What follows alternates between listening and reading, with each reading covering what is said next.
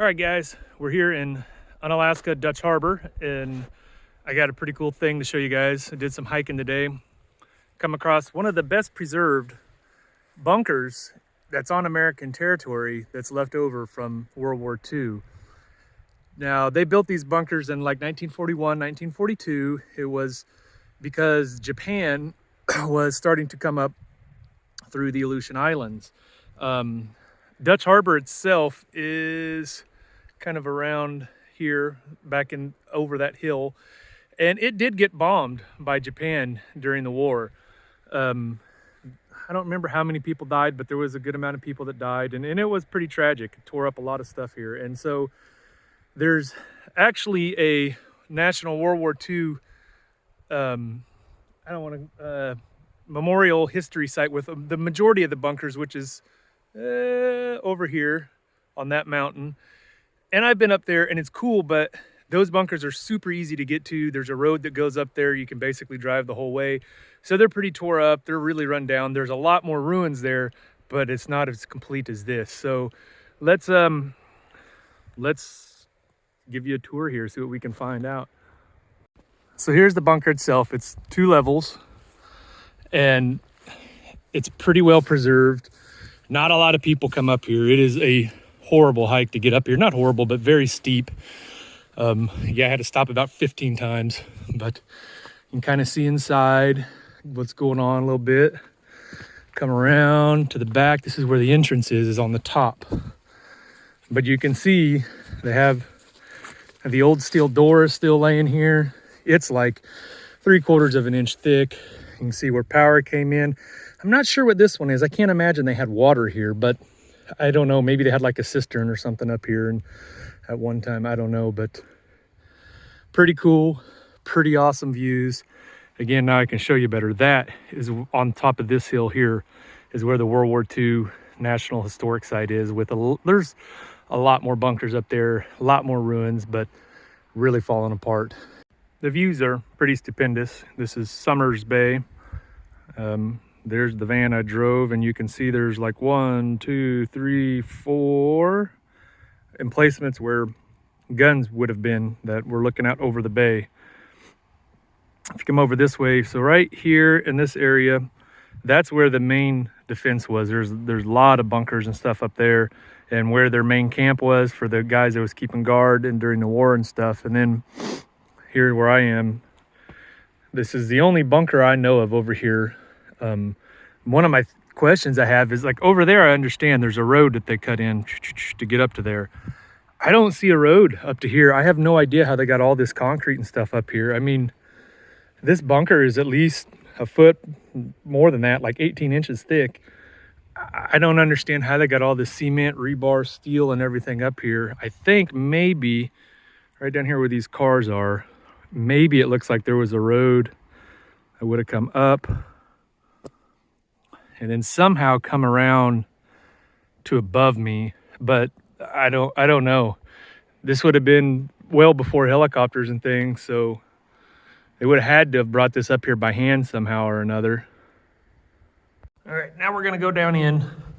This is one of the most complete ones that you'll find, as far as it's still got things in it, like the mounts for where the gun would have been, and then I think this would have been binoculars or something, I don't know, and there's where you would have had ammunition. But you can see an old light socket. So they had drug power up here too. You can see outside the cables coming in. So this thing had lights and electricity, but you can see their view from here. And then there's still another level, an old outlet there. I'm not gonna go down there. There's water on the floor. I don't really have water boots on. There's 3 inches of water down there, but pretty interesting. You can see some of the old forms still here in place. I don't know what they had going on there. It's kind of odd, but I noticed these shutters on the ground. From what I can tell, originally those would have been like hinged up here on the, so that way, because the wind gets whipping in this area like really, really bad. So that way you could close things off a little bit, try to stay a little bit warmer when you weren't on the lookout for anyone or something like that. All right. Much like a child, I couldn't help myself. I had to come down to the bottom level. As you can see down here, there's some water, but people have thrown those blinds down here to make a walkway.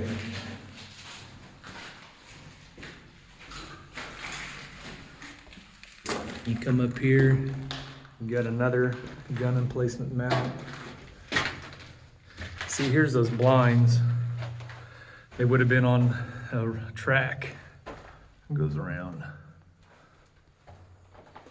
But this is the second level, the bottom, lower most level. Pretty interesting. Lots and lots of material, lots of work went into building this. It's kind of interesting, you can still see the hole in the wall. They would have had like a wood burning stove or something over there and the hangers that brought the flue out, and it would have went here and straight up and out. A lot of interesting stuff here, like how it was done, what they were thinking. Pretty cool. But you can see there's this road here. It goes around this point. All that road and everything was put in by the military so they could put these bunkers here. And they not only went that far, but they went even further. You can't see from here, but there's a bridge right here. And just for that bridge, there's a road that leads back and inland and up over the mountains. I'll go up there in a little bit, but the military made that road as a secondary road, so that way if for some, the enemy, the Japanese did land here and somehow cut off this road, they could still have a road to hopefully resupply these guys and keep things going over here. Just another side history note. So right over here, it's probably about 5 miles away is English Bay. That is where Captain Cook would have landed here when he was trying to find the Northwest Passage on one of his deals. It was not long after he landed here that he went to Hawaii and he ended up dying there. But super beautiful area here, super beautiful. And we got lucky today. There's no wind, which is very, very rare here in Dutch Harbor. So the bunker we were just at is way up there. You can see the trail kind of taking you up there. It's just over that ridge. You can't quite see it from here. But here we're down here on the seacoast again, and we're at one of these. There would have been a gun emplacement here, and it could have went 360 degrees. And this is what's really cool. So over there, I told you, there's the World War II National Historical Area with all these, but all these little ancillary buildings are just trash over there. And here, they're still fairly intact. This, from what I understand, would have been where they kept ammunition. But you can see not much in there, but super cool. And what's really interesting is, I mean, maybe when there was a gun here, you could have seen this easier from the ocean, but these are kind of recessed. It's hard to tell. Like the land is higher out here, so you can't hardly see these from the ocean. So it was pretty ingenious what all they had going on here. It's a lot of stuff. But we'll sign off for today.